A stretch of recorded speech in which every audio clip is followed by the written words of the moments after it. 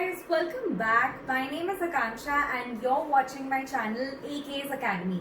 So guys, जैसा कि आपको पता है हम अकाउंटिंग कॉन्सेप्ट्स कन्वेंशंस के बारे में पढ़ रहे हैं. अकाउंटिंग कॉन्सेप्ट्स तो हमारे खत्म हो चुके हैं. जितने भी कॉन्सेप्ट्स हमने किए हैं उनके लिंक्स मैं ऊपर डाल दूंगी या डिस्क्रिप्शन बॉक्स में डाल दूंगी, सो दैट अगर आपका कुछ छूट गया है तो आप उसको फॉलो कर सकते हैं.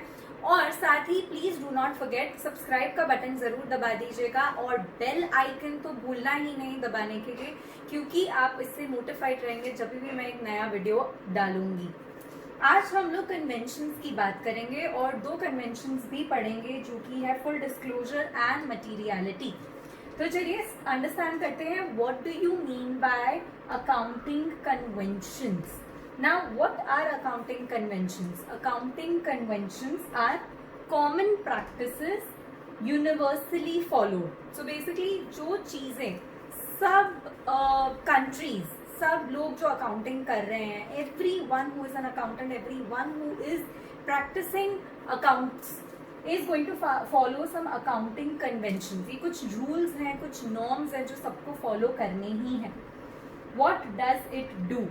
It helps you to compare data from different companies across countries, across different periods, accounting data of different businesses. Then it is important and the significance, it helps in comparison and standardization. What do you mean by standardization? सब लोगों का accounts एक particular format में streamline करने में ये conventions हमें help करते हैं. चलिए अब हम लोग फर्स्ट कन्वेंशन पढ़ने वाले हैं, which is the full disclosure convention, which is all material information. All material information मतलब important information should be full and fair information. मतलब जब आप ये इंफॉर्मेशन दे रहे हैं आपको फुल एंड फेयर इंफॉर्मेशन देनी है. In the financial position, that is balance sheet में आप दे रहे हैं तो बैलेंस शीट में, फाइनेंशियल परफॉर्मेंस अगर प्रॉफिट एंड लॉस अकाउंट से रिलेटेड है तो वहां पर. It should be reliable, relevant, comparable and understandable. मतलब आप जो भी इंफॉर्मेशन दे रहे हैं, ऑफ कोर्स वो इंफॉर्मेशन आप तभी दे रहे होंगे क्योंकि वो इम्पोर्टेंट इंफॉर्मेशन है, तो आप उसको या तो बैलेंस शीट में दें या तो प्रॉफिट एंड लॉस अकाउंट में दें. बट जब भी दें ये जरूर मेक श्योर कीजिए कि that it is reliable, relevant, comparable and understandable. हमको उस पर ट्रस्ट होना चाहिए. It should be true, it should be fair and it should be easily understandable. कुछ एग्जाम्पल्स देख लेते हैं for full disclosure so that आपको अच्छे से समझ में आ जाए कि मैं क्या बोल रही हूँ. Example, contingent liabilities, contingent assets, legal proceedings. हमको ऑलरेडी पता है what do we mean by contingent assets, contingent liabilities and legal proceedings. These do not affect the balance sheet और the profit and loss statement but are relevant to the decision making of the users and hence need to be disclosed. अब जो हमारे contingent liabilities हैं या assets या फिर legal proceedings हैं, ये कुछ ऐसी इंफॉर्मेशन है जो ना तो मेरे बैलेंस शीट को अफेक्ट करने वाली है ना मेरे प्रॉफिट एंड लॉस को अफेक्ट करने वाली है. But isn't it an important thing that all the users of my accounts need to know? It is very important. उनको पता होना चाहिए कि ये पर्टिकुलर लॉ फॉर्म में मेरा ये चल रहा है या मेरी ये प्रोसीडिंग होने वाली है या कुछ भी ऐसा जो भी अनसर्टेनिटी है वो पता होनी चाहिए. हेंस इसका डिस्क्लोजर देना, चाहे एक फुट नोट की तरह या नोट्स टू अकाउंट्स में देने की जगह, जरूर देना चाहिए. Significant events occurring after the date of the financial statements but before the issue of financial statements, that is events after the balance sheet date, need to be disclosed. अब जो events, significant events, जैसे कि आजकल के scenario में कोविड-19 का situation है, but जैसे कि या तो फायर आ गई, कोई नेचुरल कलामिटी आ गई, कोई साइक्लोन आ गया या कोई फ्लड्स हो गए या अर्थक्वेक हो गया, ऐसी कोई भी अननेचुरल या सिग्निफिकेंट इवेंट अगर आपके बिजनेस को इफेक्ट कर रहा है after the balance sheet date, that means after 31st March और बिफोर द डेट जब आप ये फाइनेंशियल स्टेटमेंट्स इशू कर रहे हैं, तो आपको इनसिग्निफिकेंट इवेंट्स इसके बारे में फुल डिस्क्लोजर देने की जरूरत है। Next we have is accounting policies.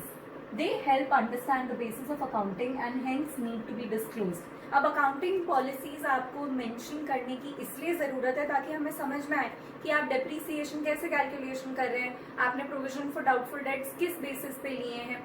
आप जो भी पॉलिसी जो आज तक हम पढ़ते आ रहे हैं, अगर आपने वो फॉलो की है, चाहे वो डेप्रीसिएशन से रिलेटेड हो, चाहे वो हिस्टोरिकल कॉस्ट से रिलेटेड हो, चाहे वो कोई भी वैल्यूएशन हो, आपको वो बताने की ज़रूरत है ताकि हमको अच्छे से समझ में आए कि आप अपने अकाउंट्स को किस बेसिस पे बना रहे हैं। Then we have details of property, plant and equipment. These cannot be presented on the face of the balance sheet, but a detailed schedule outlining movement in the cost and accumulated depreciation should be presented in the notes. तो इसमें हम लोग क्या कह रहे हैं, जो भी details related to your property, plant, equipment, motor vehicles, fixed assets, in short, please balance sheet में ना डालें उसके बारे में, बट उसके नोट्स टू अकाउंट्स में उसके बारे में सारी रेलेवेंट इन्फॉर्मेशन डाली ताकि हमें पता हो कि ये एसेट कब लिया था, क्यों लिया था, कैसे लिया था, किस पर्पस के लिए लिया है, कब तक इसको सेल ऑफ करने वाले हैं, क्या इसको सेल ऑफ करने वाले हैं कि नहीं, ये सब इंफॉर्मेशन उसमें आ जाए. This is full disclosure. Now we come to materiality, also something very easy, और हम लोग ने इसको कॉन्सेप्ट्स में भी कवर किया है. मटीरियलिटी कहता है कि एनी आइटम, इवेंट और ट्रांजैक्शन, एनी कोई भी आइटम, इवेंट या transaction which is important, significant, material, मतलब कि वो इम्पॉर्टेंट है या फिर वो सिग्निफिकेंट है या फिर वो इतना बड़ा है, मटीरियलिस्ट है, तो उसको डेफिनेटली रिकॉर्ड करें और उसका डेफिनेटली डिस्क्लोजर दें.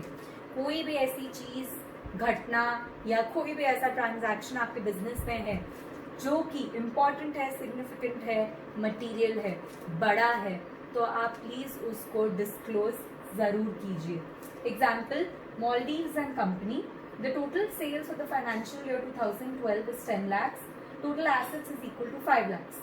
The company's external auditors have found out that rupees 3 lakhs worth of sales shouldn't be recognized because the goods and services inherent in the value in the sales have not been transferred. अब वो ये कह रहे हैं कि जो sales में उन्होंने वैल्यू ली है वो एक्चुअली में ट्रांसफर तो की नहीं है, तो नहीं लेनी चाहिए. Sales of 3 lakhs is a material amount. तो मुझे क्या चेक करना है, मुझे चेक करना है, is it important, is it significant, is it material. Yes, it is significant because it is a big amount. 3 lakhs is not a small amount.